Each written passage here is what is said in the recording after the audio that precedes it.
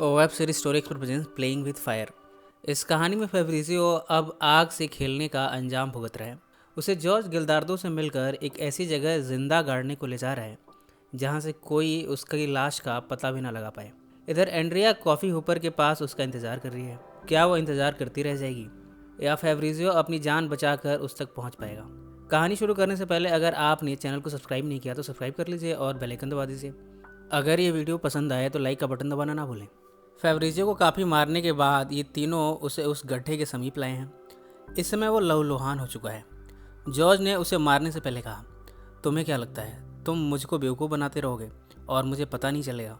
Fabrizio इस समय भी निडर होकर जॉर्ज से बात कर रहा है। उसने कहा, मुझे तुम पर तरस आता है। तुम खूब पैसे कमाते हो, पैसों से कुछ भी खरीद सकते हो, पर किसी का दिल नहीं जीत सकते। तुम अपनी बीवी के दिल में कभी नहीं उतर पाए क्योंकि तुम हमेशा पैसों के घमंड में रहे। फेब्रिजियो की इस बात पर जॉर्ज हंस पड़ा। उसने कहा, फिक्र मत करो, तुम गयानी कॉफ़ी में खाद डालने के काम आओगे। तभी मौका पाकर फेब्रिजियो ने गिल्दार्डो के दोस्त की गन छीनकर जॉर्ज पर तान दी।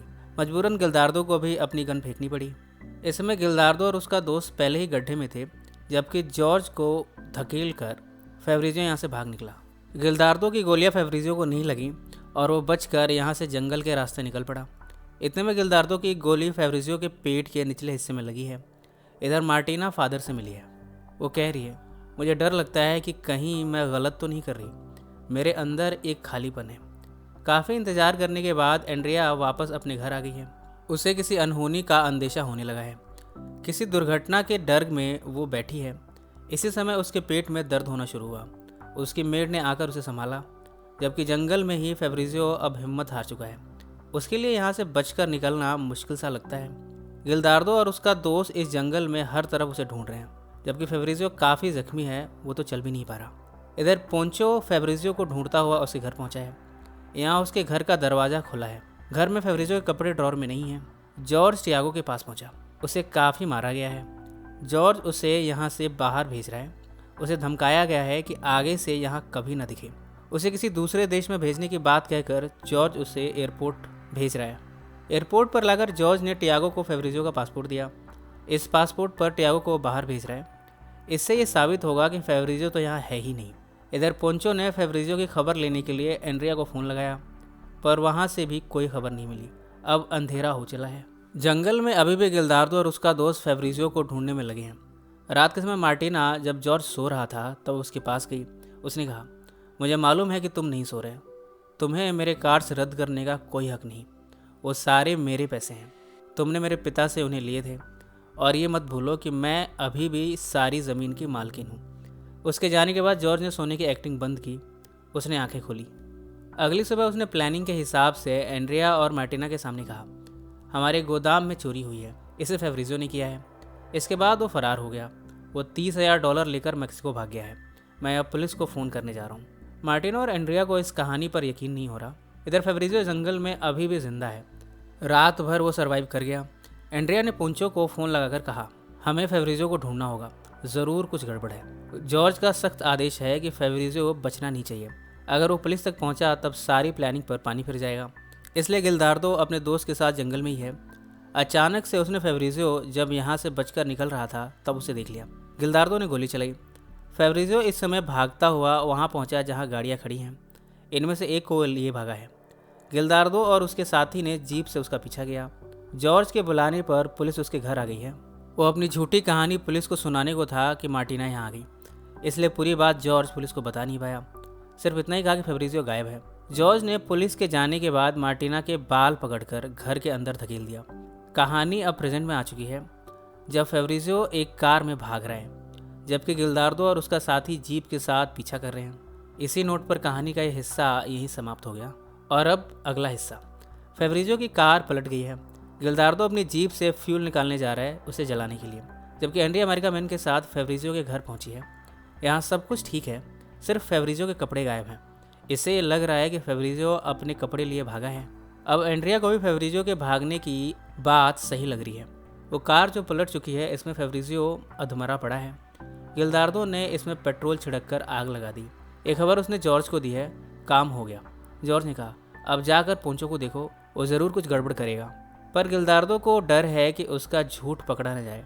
उसने बता दिया कि कैसे गाड़ी पलटी, उसमें इन्होंने आग लगाई, पर उसकी लाश नहीं देखी और ना ही उसे ये दफना पाए। इस बात पर जॉर्ज गिल्दार्दो की बेवकूफ़ी पर गुस्सा हुआ। टियागो ने निर्देश के अनुसार मेक्सिको के प्लेन में हंगामा किया, शराब पीकर। ये बात अखबार में छपी है। इससे ये साबित होता है कि फेब्रिजियो मेक्सिको के प्लेन में भागा था। एंड्रिया मैरिकामेन से सच पता लगाने एयरपोर्ट पर पहुंची, पर यहाँ के स्टाफ ने उसे कोई भी जानकारी देने से इनकार कर दिया। पोंचो को अखबार वाली कहानी पर यकीन नहीं। उसे याद आया कि जब रास्ते में फेब्रिजियो बाथरूम के बहाने कार से उतरा था, तब उसने अपनी लोकेशन बताई थी फ़ोन करके। पोंचो उसे ढूंढने वहीं निकला है। यहाँ कार वाली जगह पर पुलिस पहुंची है। इस जगह को चारों तरफ से घेर लिया गया है। जॉर्ज भी गिल्दार्दो के साथ यहाँ पहुंचा है।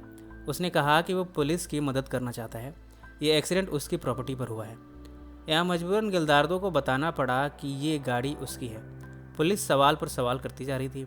गिल्दार्दो ने कहा, ये गाड़ी मेरी है, मेरे दोस्त ने उधार ली थी, उसका नाम टियागो है। इतने में यहाँ गिल्दार्दो का दोस्त एलिसियो भी आ गया।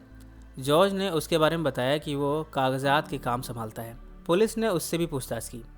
यहाँ तीनों ने मिलकर पुलिस को गुमराह करते हुए यही बताया कि टियागो शराब के नशे में गाड़ी चला रहा था और कार पलट गई, फिर आग लग गई। इधर कैमिला अपने गहने बेच रही है डोलरस को देने के लिए और उसका मुंह बंद करने के लिए, पर इन गहनों के दाम काफ़ी कम पड़ रहे हैं। पोंचो भी कार वाले हादसे की जगह पहुंचा है। अब तक जॉर्ज और उसके आदमी यहाँ से जा चुके हैं। उसने पुलिस से पूछा कि मौत किसकी हुई है। पुलिस ने टियागो का नाम लिया। इससे पोंचो काफ़ी भावुक हुआ। वो यहाँ से जाने लगा। वो समझ चुका है कि सच क्या है। वो उस बार में पहुंचा है जहाँ जॉर्ज, गिल्दार्दो और एलिसियो जश्न मना रहे हैं। यहाँ पोंचो ने इन्हें कन्फ्रंट करते हुए कहा, जो मरा है वो टियागो नहीं है। गिल्दार्दो उसके समीप गया और पूछा, ये तुम कैसे कह सकते हो? पोंचो ने कहा, क्योंकि टियागो गाड़ी चलाना नहीं जानता था। इधर कैमिला ने हेल्प के लिए मार्टिना को अपने घर बुलाया है। कैमिला ने कहा, मुझे $5 लाख की ज़रूरत है। मार्टिना के बार बार पूछने पर कैमिला ने सब कुछ बता दिया। उसने बताया कि उसके फेब्रिजियो से संबंध थे। ये सुनते ही मार्टिना को झटका सा लगा। वो सोफे पर गिरकर बेहोश हो गई। कैमिला ने एंड्रिया और मार्टिना के पिता को अपने घर बुलाया है मार्टिना के देखभाल के लिए। इन्होंने डॉक्टर को कॉल किया। यहाँ जब मार्टिना को होश आया तब उसने फेब्रिजियो के बारे में कहा कि वो उससे भी प्यार जता चुका है। ये सुनकर कैमिला को हैरानी हुई। यहाँ एंड्रिया भी मौजूद है। वो ये सब सुनकर यहाँ से तेज़ी से बाहर निकली। उसके पैरों तले ज़मीन खिसक गई है। इतने दिनों से वो उसे बेवकूफ़ बना रहा था। बार बार उसके दिलो दिमाग में ये बात गूंज रही है। वो खाली सड़क पर गई, खुली हवा में सांस लेने के लिए। तभी यहाँ पीटर का आना हुआ। पीटर ने एंड्रिया की आंखों में आंसू देखे, पर एंड्रिया ने इसकी वजह नहीं बताई। जब पीटर चला गया घर के अंदर, तब वो पास के पूल में कूद गई। इधर पोंचो, गिल्दार्दो और एलिसियो से अपनी जान बचाकर भाग निकला है। मार्टिना के पिता आंद्रेस से कैमिला ने बताया मार्टिना के बेहोश होने की वजह। उसने कहा, एक औरत जो मेरे प्रेमी की माँ है वो मुझे ब्लैकमेल कर रही है। मुझे $5 लाख चाहिए थे, इसलिए मैंने मार्टिना को बुलाया। अब मुझे पता चला है कि फेब्रिजियो हम दोनों का प्रेमी था। इन सब बातों को पीटर छिप कर सुन रहा है। वो गुस्से में यहाँ पर आधम का। इसी नोट पर कहानी का ये हिस्सा यहीं समाप्त हो गया। और अब कहानी का अंतिम हिस्सा। पीटर कैमिला पर गुस्सा होते हुए कह रहा है, मैंने तुम्हें सब कुछ दिया, तुम्हारी सारी इच्छाएं पूरी की, तब भी तुमने मुझे धोखा दे दिया। मैंने तुम्हें बेटा दिया, एक फैमिली दी, ये आलीशान ज़िंदगी दी, पर ये सब तुम्हें कम पड़ा है। वो उसके कपड़े फेंकते जा रहा है, ये कहते हुए कि उसने उसे ये सब दिया है। कैमिला इस समय रो रही थी। उसे अपनी गलती का एहसास हो रहा है। पीटर से शादी उसने पैसों की खातिर की थी, पर पैसे उसे संतुष्ट नहीं कर पाए। उसने फेब्रिजियो की तरफ प्यार के लिए हाथ बढ़ाया। इन समय वो कहाँ से कहाँ पहुँच गई है। $5 लाख के साथ पीटर डोलरस के पास पहुँचा है। उसे वो पेन ड्राइव चाहिए जिसमें वो फाइल्स हैं। डोलरस ने पैसे लेकर उसे ये फाइल्स दे दी। पीटर ने उसे वॉर्न करते हुए कहा, अपने बेटे को लिए यहाँ से चली जाओ, इससे में तुम दोनों की भलाई है। मार्टिना के पिता आंद्रेस से पुलिस ऑफिसर मिलने पहुँचा है। उसने एक रिकॉर्डिंग सुनाई जिसमें जॉर्ज कह रहा है फेब्रिजियो को मरना होगा। इधर पीटर ने वो पेन ड्राइव कैमिला को दे दिया। कैमिला ने अपनी गलती की माफ़ी मांगी। पीटर ने पेन ड्राइव को लैपटॉप में लगाकर एक एक फाइल को पढ़ने को कहा। इसमें कैमिला ने लिखा है कि उसे फेब्रिजियो के साथ सोना पसंद है, उसे उसके जिस्म की गर्माहट अच्छी लगती है। इन सब बातों को वो पढ़ना नहीं चाहती, पर पीटर बार बार उसे पढ़वा रहा है। पीटर ने अपनी अंगूठी निकालकर उसके सामने रख दिया और ये शादी तोड़ दी। आंद्रेस मिला है अपने दामाद जॉर्ज से। उसने कहा, जॉर्ज, तुम्हारी आवाज़ की रिकॉर्डिंग पुलिस को मिली है। तुमने फेब्रिजियो को मारने की धमकी दी है। इसमें तुम अपने आदमी को आदेश दे रहे हो। जॉर्ज बहाने बनाने लगा कि वो रिकॉर्डिंग नकली है। आंद्रेस ने कहा, मेरे परिवार में हत्यारों की कोई जगह नहीं। जॉर्ज भी गुस्सा हुआ। उसने कहा, सब कुछ आपका है, मेरा क्या? मैंने इतनी मेहनत से इस कंपनी को इतना बड़ा बनाया, उसका क्या? यहाँ बातों बातों में दोनों उलझ पड़े। आंद्रेस को हार्ट अटैक आया। उसकी सांसें धीमी हो चुकी हैं। उसने कहा, यह ज़मीन कभी भी तुम्हारी नहीं होगी। इतने में उसकी जान निकल गई। आज शाम को पार्टी चल रही है। पीटर फेब्रिज़ियो से बदला लेना चाहता है, पर जॉर्ज ने कहा, फिक्र मत करो, वो मर चुका है। इसमें मार्टिना जब अपनी गाड़ी में थी तब उसने जो अनाथालय खोला है, उसका एक बच्चा मोतेओ तियागो का लेटर उसे देने आया है। टियागो ने खत मेक्सिको जाने से पहले लिखा था और इस बच्चे मोतेओ को मार्टिना को देने को कहा था। इसमें लिखा है, मार्टिना, आपका पति दरिंदा है, उसने फेब्रिज़ियो को मार दिया है। इससे पढ़ने के बाद मार्टिना ने जॉर्ज को देखा। वो पुलिस ऑफिसर के साथ घर के अंदर गया है। यहाँ हम देखते हैं कि जॉर्ज ने पैसों से भरा बैग पुलिस ऑफिसर को दिया, इस मामले को दबाने के लिए। इस पार्टी में जब एंड्रिया अपनी सहेली के साथ है तब पोंचो का फ़ोन आया है। उसने कहा, तुम्हारे पिता ने फेब्रिज़ियो को मारा है। इसे सुनते ही एंड्रिया अपने दोस्त के साथ पोंचो से मिलने पहुंची है। गिल्दार्दो और एलिसियो भी उसका पीछा करते हुए जा रहे हैं। इधर पीटर ने कैमिला से कहा, यह हमारे बच्चे की डीएनए रिपोर्ट है। मैंने इसे नहीं देखा, पर मुझे पूरा यकीन है कि बच्चा मेरा नहीं है और हमें इस रिश्ते को अब हमेशा के लिए ख़त्म करना होगा। कैमिला ने रोते हुए कहा, मैंने जो गलतियाँ की थी उसके बाद भी मुझे एक मौका और मिलना चाहिए, पर पीटर इसके लिए तैयार नहीं। इस पर कैमिला ने कहा, हम इस डीएनए रिपोर्ट को देखते हैं। अगर ये बच्चा तुम्हारा हुआ तो हमें इस रिश्ते को एक मौका और देना होगा। मजबूरन पीटर ने हाँ कर दी और वाकई में पीटर ने जब ये रिपोर्ट खोली तब बच्चा उसी का निकला। इस तरह उसने कैमिला को माफ़ कर दिया है और ये फैमिली फिर से एक हो गई है। एंड्रिया जब पोंचो से मिली तब पोंचो ने कहा कि फेब्रिज़ियो मर चुका है, तुम्हारे पिता ने उसे मरवाया है। इसमें ब्रिज के ऊपर से गिल्दार्दो और एलिसियो इनकी बातें सुन रहे थे। पोंचो ने कहा, फेब्रिज़ियो सिर्फ तुमसे प्यार करता था, उसने तुम ही से सच्चा प्यार किया है। तुमसे मिलने के बाद वो तुम्हारे साथ रहना चाहता था, सब कुछ छोड़ देने वाला था। इतने में एलिसियो ने गन चला दी। एंड्रिया ने अपने आप को आगे कर दिया। इस पर गिल्दार्दो ने उस पर गन नहीं चलाया और चला गया। घर पर जब जॉर्ज पहुंचा है तब मार्टिना ने उसे कन्फ्रंट किया, पर यहाँ जॉर्ज ने कहा, तुम्हारे पिता हार्ट अटैक से मर चुके हैं। इतने में मार्टिना ने गन निकाली, पर जॉर्ज ने गन उससे छीन कर उसी पर चला दी। मार्टिना को एम्बुलेंस से हॉस्पिटल ले जाया जा रहा है। गिल्दार्दो और एलिसियो आपस में लड़ पड़े हैं। एलिसियो चाहता है कि एंड्रिया और पोंचो को ख़त्म कर दिया जाए, नहीं तो ये पुलिस को बता देंगे सब कुछ।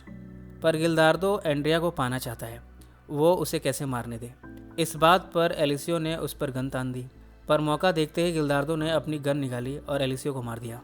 उसकी लाश को उसने जंगल में ही फेंक दिया। एंड्रिया ने जॉर्ज को फ़ोन कर घर से दूर बुलाया है। यहाँ उसने कहा, आपको पैसों के अलावा कुछ नहीं दिखता। फैमिली पैसों से नहीं, प्यार से चलती है, एक दूसरे के प्रति रिस्पेक्ट से चलती है। आपने हम में से किसी को इनमें से कुछ भी नहीं दिया, हमेशा पैसों का धौंस दिखाया। एंड्रिया ने जॉर्ज का हाथ अपने पेट पर रखा और कहा, मेरे पेट में फेब्रिज़ियो का बच्चा है। आपने मेरे बच्चे के बाप को मार डाला।